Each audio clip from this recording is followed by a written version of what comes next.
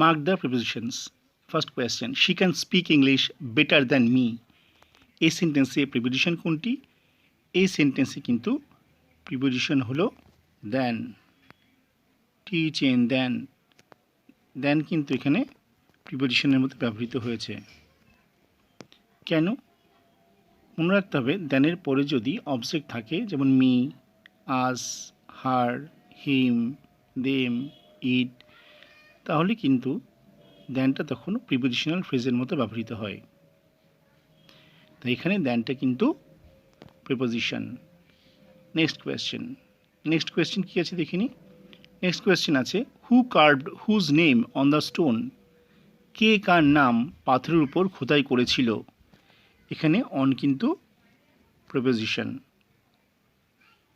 Next, 4 Times 2 is 8, মানে 4 গুণ 2 সমান সমান 4 দুগুণে কত হয়? 8। এখানে প্রিপোজিশন কোনটা? এখানে কিন্তু টাইমস, টাইমস শব্দ কিন্তু এখানে প্রিপোজিশনের মধ্যে ব্যবহৃত হয়েছে।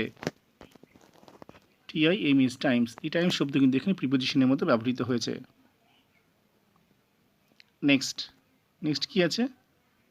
We had a long talk over dinner, অর্থাৎ ডিনার করতে করতে আমরা দীর্ঘ সময় কথা বলেছিলাম। এখানে কোনটা প্রিপোজিশন? এখানে কিন্তু ওভার, OVER, ওভার, এটি preposition. Next, she sat next to Nick, সে নিকের পাশে বসেছিল। এখানে কোনটা প্রিপোজিশন? এখানে কিন্তু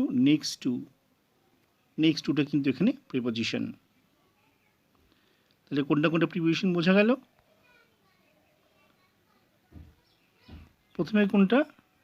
দেন, নেক্সট অন, নেক্সট টাইমস, তারপরে ওভার, শেষে নেক্সট টু।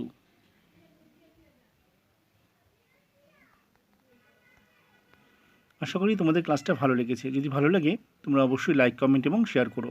Bye bye.